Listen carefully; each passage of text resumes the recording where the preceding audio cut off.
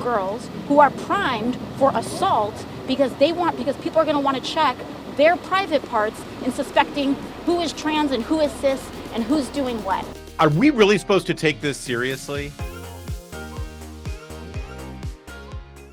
Bathroom Gate has now entered its third day. You'll remember that Nancy Mace proposed that only biological women go into women's spaces on Capitol Hill. This has become because a transgender woman, a man presenting as a woman, has been elected to Congress. And Nancy Mace, a victim of sexual assault, says, yeah, you know what? You're not allowed into the women's locker room, not against my consent.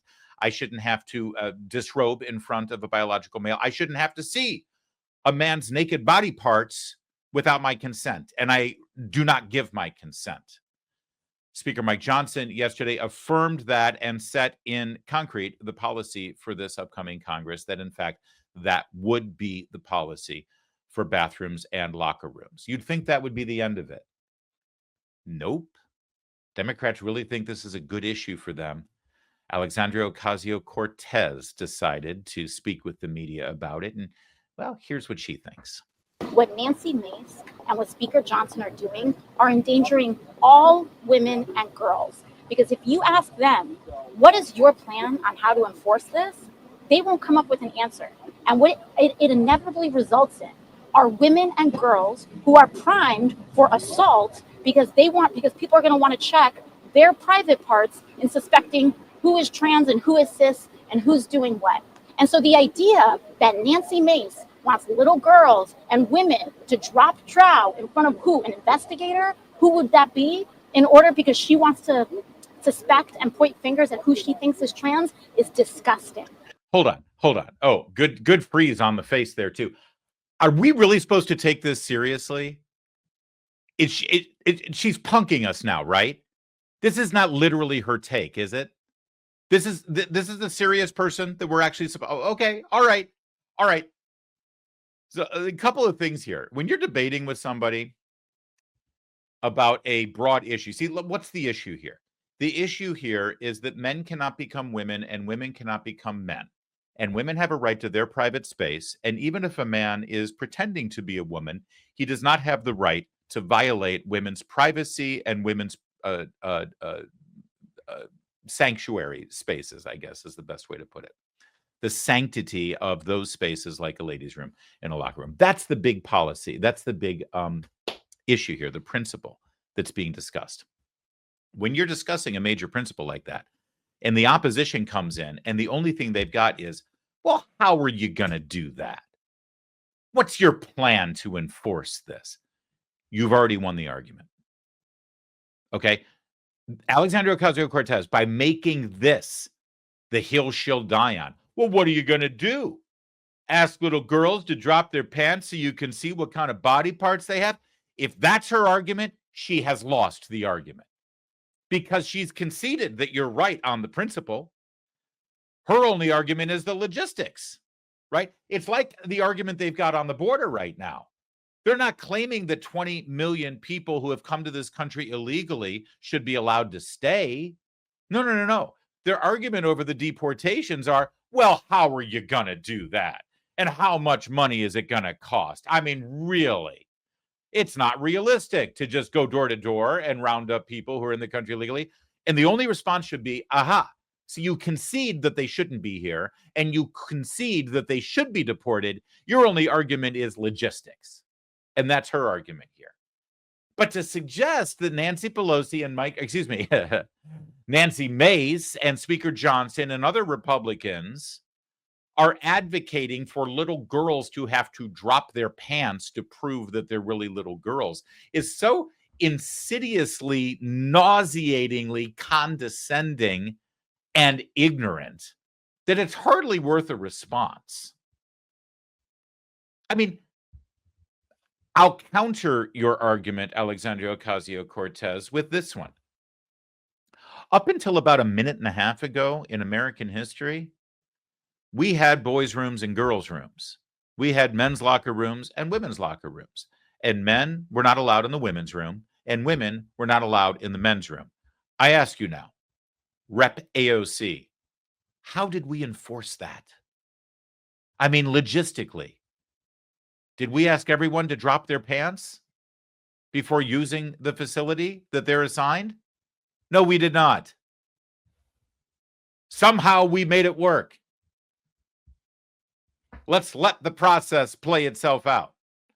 Oh, and one other thing. In a locker room, by definition, you're dropping trowel, AOC. All right, so let's let her finish, and then we'll get into more arguments on it. It is disgusting. And frankly, all it does is allow these Republicans to go around and bully any woman who isn't wearing a skirt because they think she might not look woman enough. People have a right to express themselves, to dress how they want, and to be who they are. And if a woman doesn't look woman enough to a Republican, they want to be able to inspect her genitals to use a bathroom. It's disgusting. And everybody, no matter how you feel on this issue, should reject it completely. What are they doing? They're doing this so that Nancy Mace can make a buck and send a text and fundraise off an email. They're not doing this to protect people. They're endangering women. They're endangering girls of all kinds. And everybody should reject it. It's gross. Yeah, well, she knows from gross. Let's just be clear on what the message is. Everyone has a right to express themselves and be who they are. And that right overrides your 7-year-old daughter's right to privacy in a girl's room or in a locker room. That's the official position of the Democrats as articulated by one of their leading lights, Alexandria Ocasio-Cortez. And it's disgusting to want to protect those women and those girls. That's what's disgusting. Not the men who dress as women who want to invade those spaces. That we could never call disgusting. Okay. Well, I feel like I have obviously strong opinions about this, but at the same time, I think that women are so good at articulating where they stand on it in defending their spaces that I sort of by default should defer to them, because I'll be honest, as men sort of wade their way into this, especially men who are advocating for the invasion of women's spaces, it's just got a creep level that bothers me quite a bit. For instance, Tim Miller. Now, he calls himself a former Republican who went never Trump. He's a podcaster at The Bulwark. He's openly gay, and I don't know if there's anything more to say about him, except he wears puka shells, which is very 1978. Tim Miller took to Twitter and said, is it wrong to suggest that Sarah McBride, that's the congressperson from Delaware who is a biological male, Tim McBride, who now identifies as a woman, Sarah McBride should follow Mike Johnson into the men's room and stand right behind him at the urinal at the next opportunity? See, this is my point. I'm sure that Tim thought that this was really clever and really witty and really, sick burn, Tim, when he wrote this and sent it out. But it's just got a creep level that I find uncomfortable. When men are wading in on this to make this case on behalf of Tim's pal, Sarah McBride, it just comes across as kind of, you're proving our point, pal. Now, if men do want to talk about this issue, I think that they should follow the lead of Terry Schilling, who went over to the Senate office buildings, but he wasn't alone. He had Paula Scanlon, who is an advocate for these issues with him. Who is Paula Scanlon? Well, Paula Scanlon was on Leah Thomas's swim team over at the University of Pennsylvania. She was, in fact, forced by her university to disrobe right next to a fully biological male athlete, over 6 feet tall. By the way, people don't know this about Leah Thomas, the man who now goes as Leah Thomas. Leah Thomas is attracted to women. I know everybody thinks that the transgender thing is like, it's just a manifestation of being gay. No. No, it's a manifestation of something very, very different in many cases. Now, Dylan Mulvaney, yes, I suspect, is attracted to men. Leah Thomas, though, dates women and is attracted to women. One would assume is aroused by women.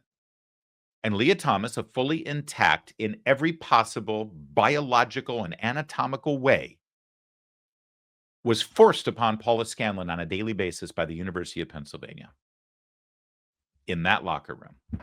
So if you're going to be a dude to comment on this, you bring a wingman woman like Paula Scanlon. So here they are in the Senate.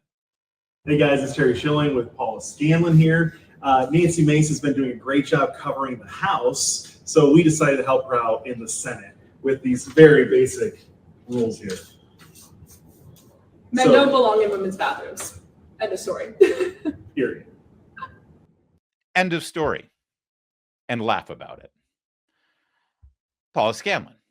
She also works with Independent Women's Forum, which is a great group of women in Washington, D.C., who represent women, but not in the way that all these liberal women's groups in Washington represent women. They represent independent women. Their president is Carrie Lucas. And I wanted to share this post with you because I found it to be incredibly important, incredibly enlightening and informed. And I think really speaks to where women and some men have gone on a journey on this issue. Read with me. A couple years ago, most women wouldn't have complained about a trans-identifying male using the women's bathroom. Our desire to be tolerant and not hurt anyone's feelings would have trumped our own feelings of unease. I think this is true. I've spoken to many women about it. But now we see that women's instinct for kindness and tolerance allowed men to take world's records and medals from female athletes to justify convicted male rapists moving into women's prison cells and to enable men to undress in women's showers and locker rooms while women made uncomfortable were told to shut up. Some now insist that these trans accommodation issues rarely come up, yet these are the same people who insisted that our elementary schoolers give their pronouns at the start of school and that we use words like bleeders and chest feeders so that men somehow don't feel left out of conversations about women's health. This is no longer about one person quietly using a bathroom. It's about the war on the concept of sex, which has made women pay the entire price.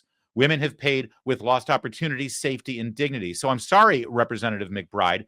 Men who identify as women can no longer go into a women's bathroom. Our instinct to show deference and put your comfort over our own interests was used up long ago. That's Carrie Lucas. She is the president of Independent Women's Forum, and she couldn't be more right about that. It's true. I think a lot of us have gone through a journey. At the beginning, it's like, oh, all right, you want me to call you she? Fine, okay. That makes you feel better, okay. And now look where we are. Now look where we are. And I had said a moment ago that generally speaking, we should defer, I think, allow women to debate this issue. We men are there to protect our women, protect our sisters and our mothers and our daughters and our wives, and we want to. But ultimately, I think the most effective arguments in this case are made by women, for women, on their own behalf, like Carrie Lucas just did. But I've got two exceptions to that. I've got two men, I think, who really do make the case better than anything else. They're men who dress as women. Oh, and then there's this man who dresses as a woman who just wants to express himself. This person sent this video directly to Nancy Mace when this story broke out this week. This video goes out to Congresswoman Nancy Mace. Congresswoman Nancy Mace, I hope that one day I do find you in that women's bathroom and I grab your ratty looking fucking hair and drag your face down to the floor while I repeatedly bash it in until the blood's everywhere and you're dead. Thank you. I hope that Nancy Mace receives this message well. Yeah, I guess it is important to hear what some men are saying about this issue so we can all have the proper perspective and context. Really liked that guy in Silence of the Lambs, by the way. He's really let himself go. It takes the lotion from the basket. Don't think for 1 minute that they have the upper hand on this story. Don't think for 1 second that they have cornered the market on compassion, because real compassion is protecting our daughters and our wives and our sisters and our moms. And we'll continue to do that. Sorry, AOC.